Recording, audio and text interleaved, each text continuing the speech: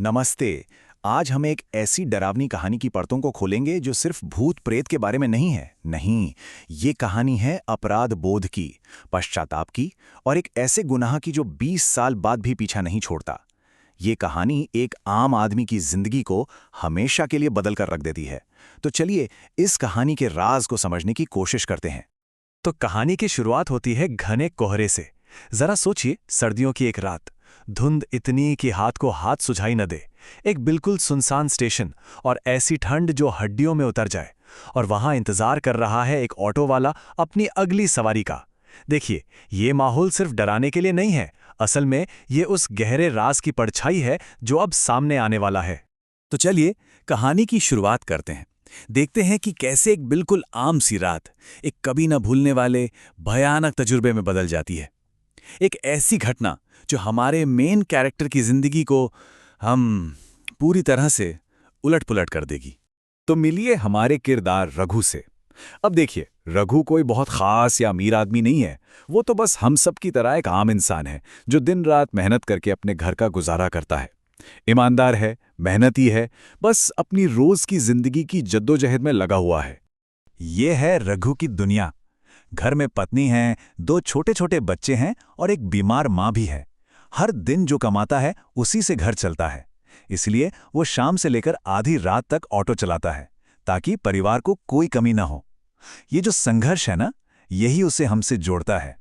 और फिर उस रात उसे वो एक सवारी मिलती है, एक औरत लाल साड़ी पहने हुए जिसके बाल उसके चेहरे पर बिखरे हैं।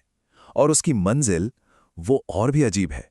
पुरानी बस्ती, एक ऐसी जगह जो कब की वीरान हो चुकी है। और उसकी आवाज, उफ, उसकी आवाज में एक ऐसी ठंडक थी कि रघु को अंदर तक बेचैन कर गई। अब सोचिए, सुनसान रास्ता और अचानक वो औरत गायब। रघु का तो दिल ही बैठ गया। उसने घबराकर ऑटो रोका और जो उसने देखा उससे उसके होश उड़ गए। वही औरत सड़क के ठीक बीच में खड़ी थी। और यहीं आता है कहानी का सबसे सबसे डरावना मोड़। वो औरत न सिर्फ रघु का नाम जानती थी, बल्कि उसने कहा कि वो उसके ऑटो से 20 साल पहले गई थी, हमेशा के लिए। उस रात के बाद रघु घर तो लौट आया, मगर वो अब पहले वाला रघु नहीं था। अब हम कहानी के उस दौर में चल रहे हैं जहां उसका पूरा वजूद ही बदलने लगता है और उसका परिवार एक अनजाने डर के साए में जीने लगता है। जब रघु घर पहुंचा, उसकी पत्नी रमा ने एक नजर में ही भांप लिया कि कुछ बहुत बहुत ज्यादा गलत है। चेहरा एकदम पीला पड़ चुका था, कपड़े ऐसे भीगे थे जैसे ओस में नहाकर आया हो, और उसकी मुस्कान वो पूरी तरह से खाली थी, बस एक खामोशी, एक सर्द खामोशी। और इसके बाद शुरू हुआ अजीब गरीब हरकतों का सिलसिला। रघु रात को अपने खाली ऑटो से ऐसी बातें करता जैसे कोई बैठा हो। घंटों तक बस दीवारों को घूरता रहता। उसके ऑटो की पिछली सीट पता नहीं कैसे हमेशा गीली रहती थी। और सबसे अजीब बात, उनके घर में हर वक्त एक अनजानी, चुभने वाली ठंडक रहने लगी थी। आखिरकार रघु टूट जाता है। अपनी माँ के सामने वो सच बोलता है जो किसी के भी रोंगटे खड़े कर दे। वो कहता है, वो जो सवारी थी माँ, वो कभी उतरी ही नहीं। मतलब साफ था, वो औरत, वो साया अब रघु की जिंदगी का एक हिस्सा बन चुका था, जिसे वो चाहकर भी अलग नहीं कर सकता था। अब कहानी का पूरा दारोमदार रघु की पत्नी रमा पर आ जाता है। वो सिर्फ एक डरी हुई औरत बनकर नहीं रहती, बल्कि एक जासूस की तरह अपने पति को इस मुसीबत से निकालने के लिए उस सच की तह तक जाने की ठान लेती है। रमा को पूरा यकीन था कि इस उलझी हुई पहेली का जवाब या तो उस स्टेशन पर है या फिर उस वीरान पुरानी बस्ती में। उसकी खोज तब और गहरा जाती है जब स्टेशन पर काम करने वाला एक आदमी बताता है कि उस रात ट्रेन से वैसी कोई औरत उतरी ही नहीं थी। तो सवाल ये था कि वो आई तो आई कहां से? पुरानी बस्ती में जाकर रमा को एक बूढ़ी औरत मिलती है जो एक 20 साल पुराने राज से पर्दा उठाती है। वो बताती है कि 20 साल पहले सुधा नाम की एक लड़की की नदी किनारे एक ऑटो एक्सीडेंट में मौत हो गई थी, और उस ऑटो का ड्राइवर जो उसे वहां तड़पता छोड़कर भाग गया था, वो कोई और नहीं बल्कि रघु ही था। तो अब सारी तस्वीर साफ हो जाती है। ये कोई भटकी हुई आत्मा नहीं है, ये सुधा है जो रघु के अतीत से लौटकर आई है। वो बदला लेने नहीं आई, वो तो बस इंसाफ मांगने आई है। वो उस जिंदगी का हिसाब चाहती है जिसे रघु ने अपने डर की वजह से छीन लिया था। अब जब सच सामने है तो रमा के सामने एक बहुत बड़ी चुनौती है। उसे ना सिर्फ सुधा की आत्मा को शांत करना है, बल्कि अपने पति को भी हिम्मत देनी है कि वो अपने 20 साल पुराने गुनाह का सामना करे, उसे कबूल करे। यहां पर दो सच टकराते हैं। एक तरफ है सुधा की मांग जो कहती है मुझे और कुछ नहीं चाहिए, बस इंसाफ, वो मान ले कि उसने मुझे मारा।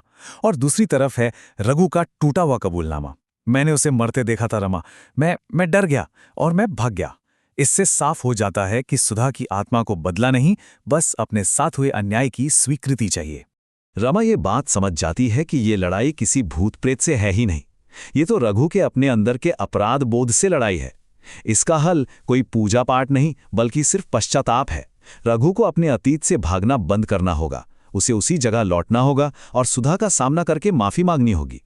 तो अब हम पहुंच गए हैं कहानी के क्लाइमैक्स पर, वो पल जब हिसाब होना है। रघु आखिरकार अपने गुनाह का सामना करने के लिए तैयार है। वो उसी नदी किनारे जाता है जहां 20 साल पहले उसने सुधा को अकेला छोड़ दिया था। इस बार रघु छिपाने या भागने नहीं आया है, वो सामना करने आया है। वो अपनी गलती की पूरी जिम्मेदारी लेते हुए कहता है, माफ कर दे सुधा, मैं इंसान कहलाने के लायक नहीं, मैं एक डरपोक था। शायद ये उसकी जिंदगी का सबसे मुश्किल पर सबसे सच्चा लम्हा था। और सुधा का जवाब सच में दिल को छू लेता है। वो कहती है, मुझे मरने का डर नहीं था रघु, मुझे तेरे धोखे ने मारा था। उसका दर्द मौत नहीं थी, उसका दर्द था भरोसे का टूटना।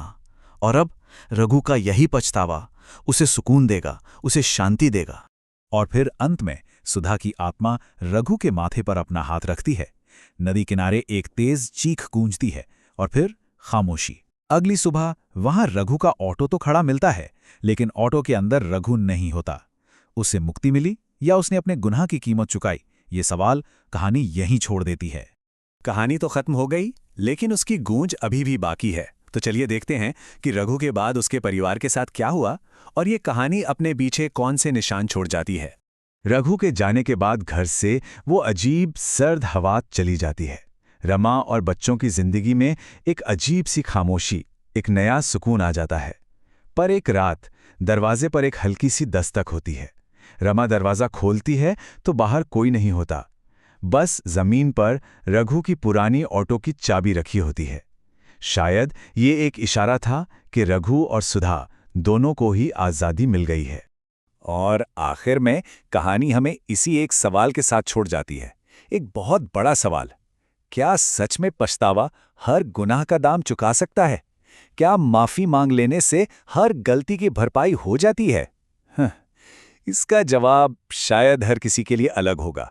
इस कहानी पर सोचने के लिए वक्त देने का शुक्रिया।